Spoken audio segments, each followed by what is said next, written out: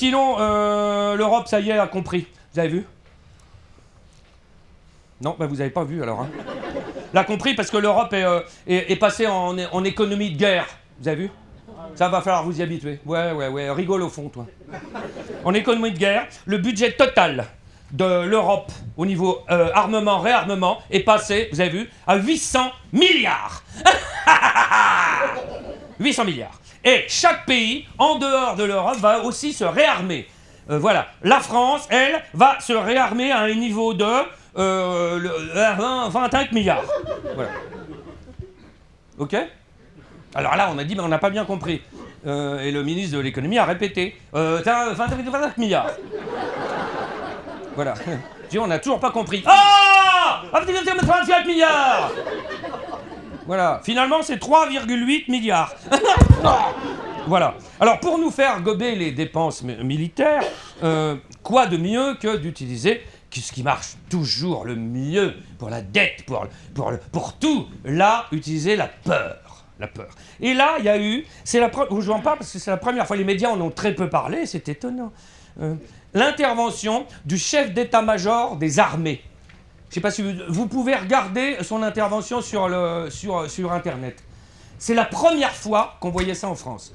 La Grande Muette, hein, qui intervient dans les médias pour nous dire que, avec une carte, vous verrez, il y a une carte avec tous les conflits dans le monde, comme ça, et là le mec nous montre, et il y a en ce moment dans le monde 120 conflits. Vous étiez au courant, vous? 120. Voilà. Alors il y a plein où c'est des noirs, on s'en fout. Hein. J'ai dit une connerie là. Et donc la guerre est partout, nous dit-il, dans l'espace aussi. Il y a une menace terroriste avec le Proche-Orient et le Moyen-Orient, existentielle avec la Russie. Et à la fin, donc, le militaire finit en disant « Il ne s'agit pas de faire peur aux Français ». Le lendemain, notre président de la République, oh toi Seigneur, fait cette déclaration magnifique. Vous savez, quand il est pathétique comme ça, c'est-à-dire tout le temps. Jamais la liberté n'a été aussi menacée depuis 1945.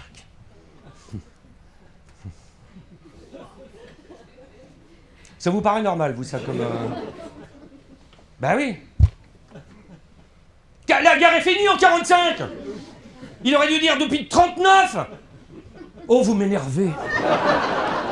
Ça prouve que vous ne l'écoutez plus. Donc, vous avez raison. Alors... Macron, bon, faut dire le pauvre. Vous avez vu, il est tout seul, puis personne l'écoute.